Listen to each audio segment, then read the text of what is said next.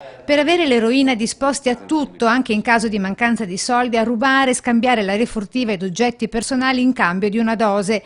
Tra gli arrestati il figlio 23enne residente a Paese di un illustre e importante personaggio pubblico di Montebelluna.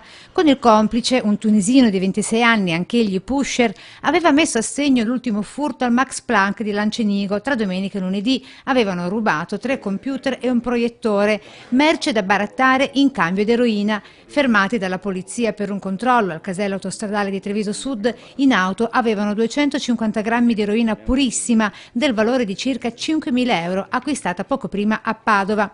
Tra i clienti una cinquantina di trevigiani insospettabili, ragazzi tra i 20 e i 30 anni, commesse, operai, impiegati e baristi. L'eroina costa poco, 20 euro a dose, non viene più soltanto iniettata, la tendenza del momento è fumarla. Sul mercato infatti si trova compattata con un principio attivo più forte, cioè con acido acetico, che ha la finalità di favorirne l'assunzione. È sicuramente più pericolosa rispetto al passato.